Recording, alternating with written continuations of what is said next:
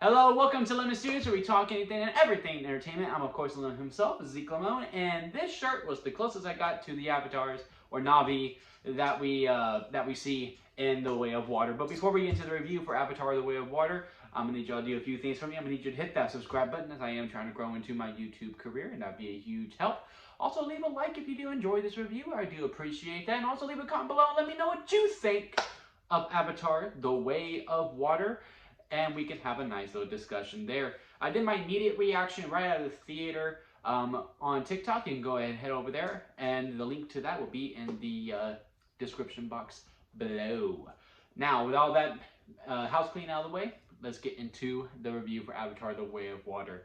I was looking forward to this movie, okay? Like, I was really looking forward to this movie. But I didn't know how much I was looking forward to it. Like, The Way of Water was on my top 10 most anticipated movies of the year.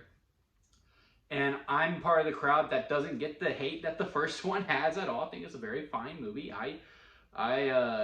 This was the first time I rewatched the first one to get prepped for this one. It was the first time I watched it in a while, probably since 2012.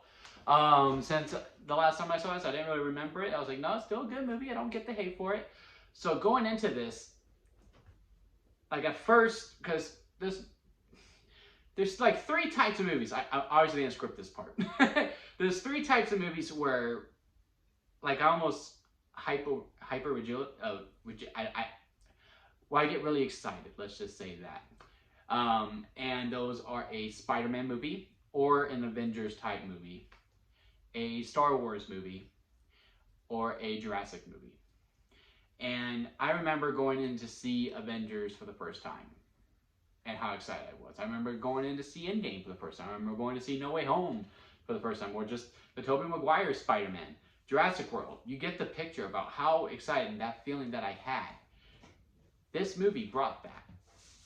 And I didn't realize it would, for whatever reason. Like, I knew this franchise was like special to me, or that movie was special to me, but I just didn't realize how special it was until I was seated for the second one, how excited I was. Like, oh my god, it's actually happening. The sequel is here. So it took me about maybe 20 minutes when this movie started for me to really settle in, because like I was just like, I guess, just overwhelmed with emotion. Like, I wasn't crying or anything, but like I guess I was just in awe, and my mouth was on the floor while this movie started. Crash, stop! My dog is playing with some toys, and I'm pretty sure y'all can hear it, and I'm telling him to stop. And this is the most mesmerizing movie that I have seen in a really long time. The visual effects, and it's just really hard to believe, like, that's not real. Like, that's just not real. That's CGI. Like, you have to remind yourself, that's CGI. That's not real. At least I don't think it's real. Is it real? Like, you're really questioning yourself throughout this whole entire movie of what it is. And I would say this, if we're gonna compare the two, because obviously we're gonna compare the two, I think this one beats the first one in every single way. Like, I even said in my immediate reaction on TikTok that I do believe Avatar is this generation's, or my generation's, Star Wars. And like, no, I'm not saying it's replacing Star Wars. No, nothing's going to replace Star Wars. But, I mean, I wasn't around when A New Hope came out.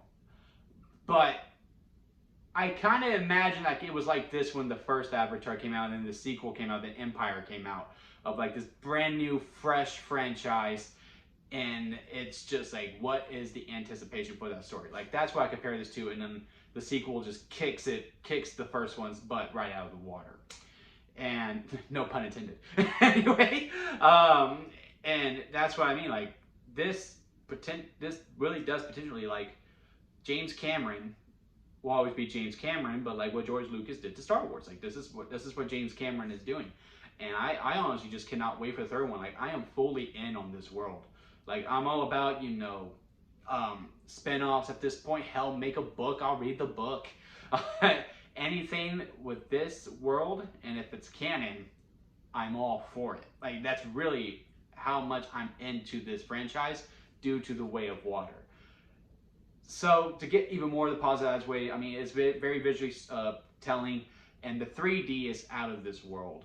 Like seriously, especially when they get to the water.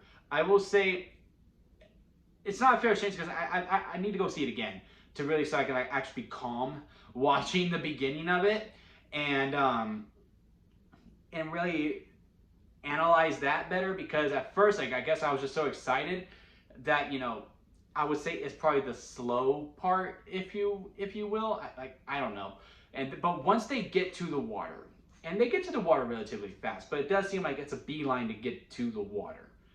And once they're in the water, oh my God, forget about it. Especially with the 3D and just like you really feel like you're in the water with them. And like I held my breath a couple times, like like I was getting with it, like, or my jaw was just on the floor. Like there was a few times where I literally just said, "Oh my God." Like I was like, "Oh my God." And I think the story overall is better in this one. Now, there are comparisons to it, like there are some copy and paste beats within this movie.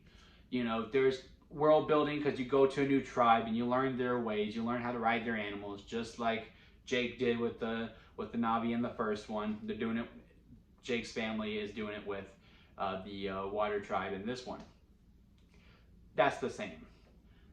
It's really, you're just kind of along for the ride until something drastic happens. Like in the first one with the tree, something like that happens with this one. They even used the same music too, which was also kind of weird. Where then you're like, okay, now it's time for war. And then the final hour is just epic. And this final hour, I haven't seen a final hour this epic probably since Endgame, to be completely honest with you. It was absolutely something. I mean, it's James Cameron with water and, you know, ships, because, you know, it's the Sky People versus the Na'vi. I mean, it's, you know, it was basically as if Titanic and Avatar had a baby. So like, what more can you ask for? It's a fucking epic finale, final hour. And it was also really cool to see Jake and Neytiri as parents. And they do give a big focus to the kids. The kids have much more of a focus in this movie. And at first I was like, oh man, I really want to see more of Jake and Neytiri. But these kids held their own, man, and they did really good. The only one that, you know, I'm not fully attached to yet is the Spider character, because he seems more of a plot device than an actual character. And without going into more spoilers, that's really all I can really say to you. But if you've seen the movie, you'll know what I mean, that the Spider character is obviously a plot device, not just for this movie, but for the others moving forward. So it was kind of hard to get attached to him, because obviously it's like, okay, yeah, your time's not here yet. Like, your time was not in this movie. And the same is to say that with Neytiri as well. As for the kids are really the main focus, I would say the secondary is Jake in this. But Neytiri is really sidelined through this. That's not to say she doesn't have her moments where she really shines. But because, like, obviously, like, Jake's the leader, but Neytiri's the muscle. Like, she's gonna get shit done. Like, and she is going to, like, take care of business. And she does have her badass moments. But as a character in these beats and some moments and just spending some time with her, I didn't really get it. And I was just really craving that in this movie. Like, I just really wanted to see more Neytiri.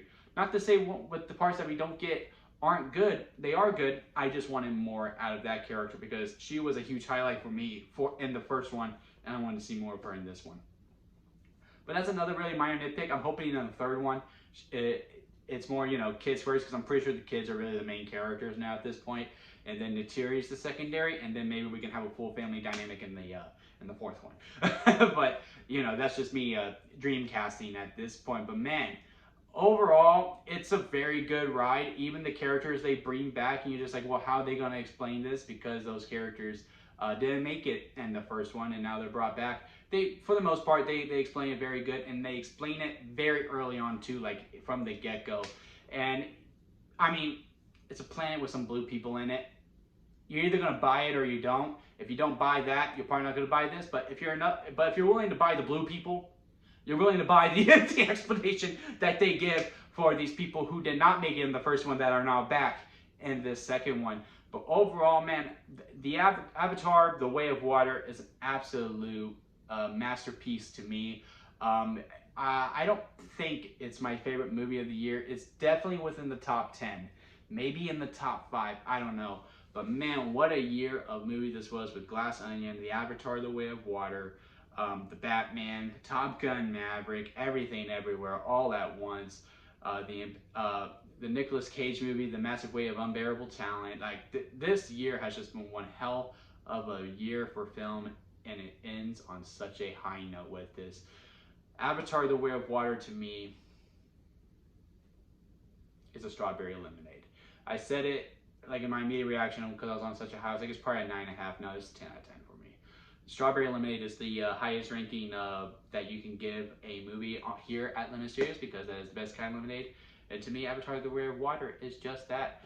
Bring on more Pandora, man. I cannot wait to go back and see this movie again. I will definitely be heading back to the theater to see this for a second time. But again, comment below, let me know what you think of Avatar: The Way of Water, and leave a like if you did enjoy this review. I'm just on such a high right now. Again, I don't know if it's my favorite movie of the year, but man, it's really flirting with it though. But they're all good 5 movies that are fighting for that piece. And again, hit that subscribe button if you do enjoy this, and I'll see you here next time at Lemon Studios.